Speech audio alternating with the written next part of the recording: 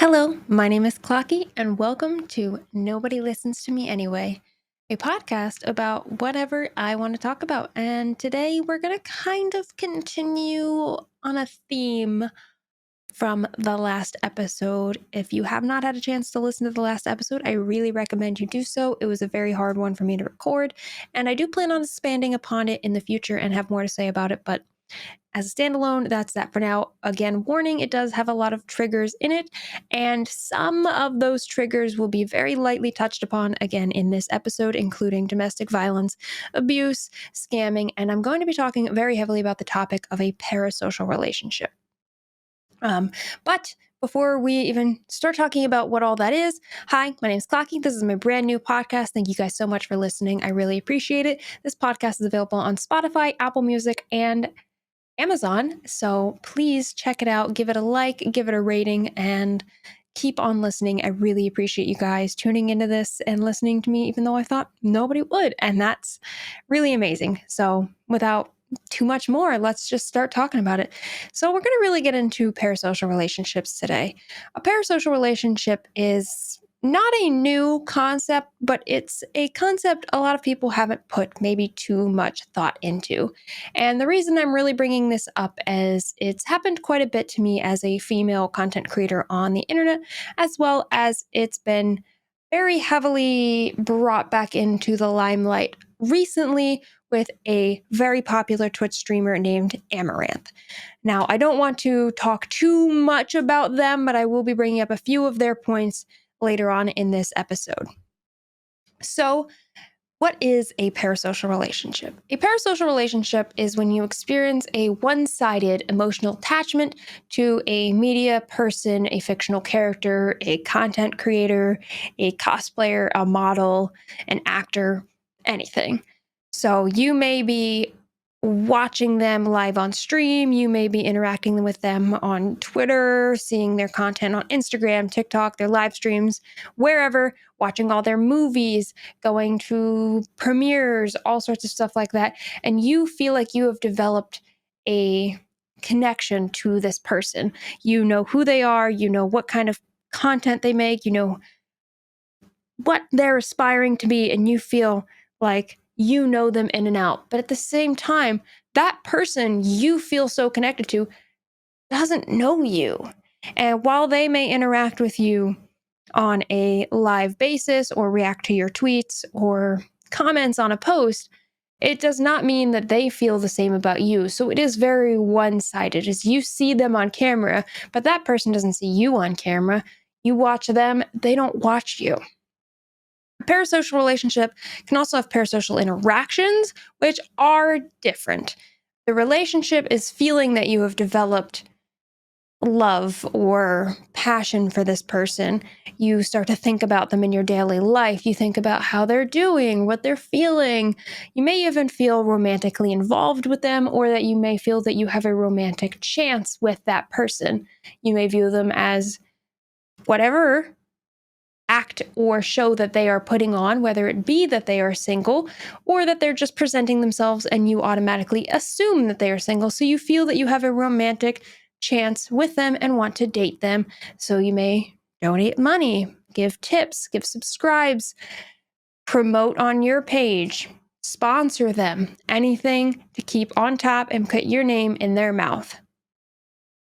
An interaction is more A parasocial interaction is more when you just comment on a live stream, but you don't think too much of it. It doesn't persist into your daily life. You don't constantly think about, what are they doing? Are they thinking about me? You just react with them live, and that is okay.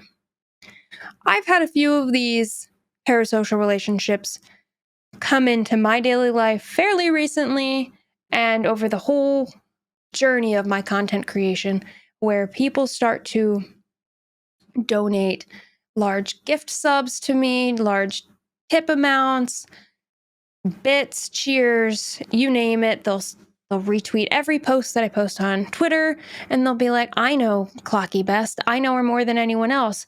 And if somebody else were to join my Discord or community at the time, they tend to get aggressive and they're like, no, Clocky doesn't like that kind of interaction. You don't know Clocky. I know Clocky. And they'll start to be possessive in a sense. That's not always guaranteed, but they can be quite possessive. They may start to go into your personal DMs, whether you have those open or not, and they'll try to be like, hey, can I message you? Hey, can I talk to you? Hey, how are you feeling? And if you're not automatically responding to this person, they have an ability or a tendency to possibly lash out. And I've had that happen quite a bit, as if I don't give them the exact attention that they think that they deserve from me because they chose to donate bits and tips and subs and gifts to me, that I was like, thanks, I appreciate it. You're supporting my content creation. But really, in their eyes, it's a gift of love. And I didn't see it that way because I don't know you like you think you know me. And whatever I put out on the internet isn't necessarily me. And that's the case for a lot of content creators or actors or media personalities. Is we put on these shows where you get to know us and you get to see us interact with you, and I dance around my stream room and I put on magic shows and zombie apocalypse streams and I play video games for you. But that doesn't guarantee that that is my personality outside of stream. But people will tend to believe that they know you even though they don't. And some of these relationships can stem into violence, stalking, harassment, and all of which have happened to me. I have been harassed from DMs of multiple people who have developed parasocial relationships to me that I have been rejecting and been like, hey, like, this was never a thing that you thought it was.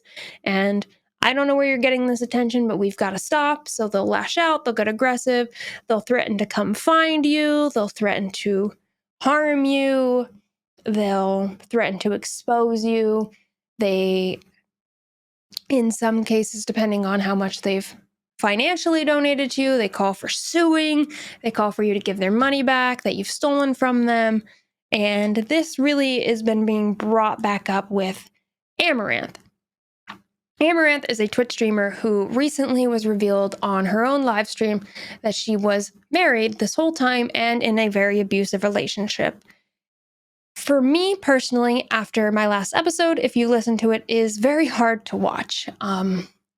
I cried through every clip that I've seen of her during the reveal and after, as she's been very luckily getting help and getting freedom and happiness again. They were very hard for me to watch and listen to, but she revealed that she's been abused, that the husband had financial control over all of her accounts, had threatened to kill her dogs, was forcing her to make content, giving her no time to eat or sleep the way that she wanted to. She was on this constant grind doing content she didn't even want to be making. And then when she revealed all of this, people started to have two different sides. One was the lashing out and one was the support. The support group was able to get the cops involved, get everything handled, so she is luckily safe. Cops were called. She has control of her own finances again. She's able to return to whatever schedule she wants. She's been making content that she's been more happy about. There was a video that revealed that she was crying. She was like, man, I really hope people still watch my content, even though I'm going to have less booby and less reveal. And I sobbed. I was like, that's awful. Is you're being forced by your so-called love to wear something, to do something. And that's not love. That goes into that whole narcissistic relationship from the last episode. And it really hits home for me. And it was really hard to relive that through her. But outside of the abuse and the domestic violence that was going on there, a lot of people have been screaming on the internet that, oh my gosh, Amouranth was putting out that she was single, so I donated all of my life savings. I donated $3,000 to her, so she's been stealing from me, and I need my money back. She was lying to me. No one held a gun to you. No one told you to donate to this streamer. No one forced you to give somebody $3,000. You are financially irresponsible, and honestly, you're an idiot.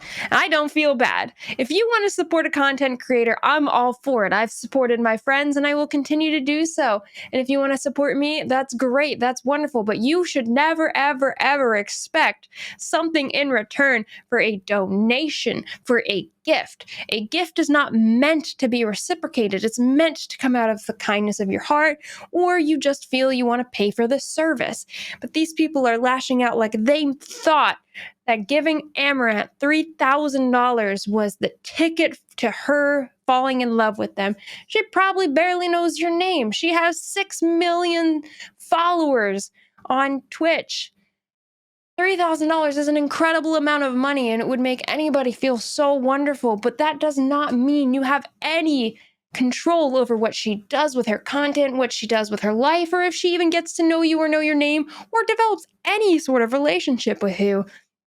So that heavily follows under parasocial relationships, where you developed this romantic dream in your brain and thought $3,000 will make this beautiful lady on the internet fall in love with this pictureless icon that has no profile and no bio, and I'm gonna rage about it when I find out she's with someone else, and now it's her fault that I'm financially irresponsible and stupid.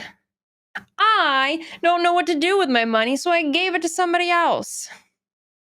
If that is the way you think, you need some help. Because that is absolutely outrageous for you to put your blame on someone else. This just falls heavily under the victim blaming category of, oh, woe is me. I was an idiot, so it's her fault? It's their fault? There's no way that in your brain that could actually be a real thought. Common sense is so uncommon anymore and so lacking these days. It's hard to have a conversation with anyone. And that's why politics are a mess and we can never get anything through. But that is another 2 million hour concept for another podcast day, which we're not getting into. But the parasocial relationships is really coming out to play with Amouranth and the money, and people are trying to sue her and claiming like, wow, you really just paid $3,000 for a lesson, didn't you? But under that is the whole victim blaming. And so they're saying she did it, but it was never her. It was all you. Which comes into another small fun topic that we're going to tag onto this little episode is a Twitch streamer or content creator who I don't feel like name dropping because I don't think they deserve it. Posted recently on their Twitter a cosplay of Amouranth with ties around her knees, and she was pouting in her chair and being said to have quoted in her tweet, which I did see the tweet and I have it on my phone. It says, "If I stopped streaming for the simps, he teaches me a lesson." So everybody screenshotted it and has been being really upset about it as she took the chance to cosplay as a domestic abuse victim and play woe is me card for attention. And then she ended up deleting the tweet and now is just going about her day. But the internet doesn't forget. Don't worry. The internet doesn't forget. And everyone is just posting comments about, wow, not even a hint of an apology for trying to profit off another model's abuse. Is it a habit of yours to mock domestic violence victims? Just sitting here thinking about all the time you had setting that shoot up and stuff. Be a better person, but you didn't. Anyways, take the L. Your Amouranth cosplay was in horrible taste and you absolutely owe her an apology. Remember when you cosplayed as a domestic abuse victim? Very funny. I hope you're knowing getting shit on a lot in these posts. I just want you to know that you deserve it all. The internet is a violent, crazy place.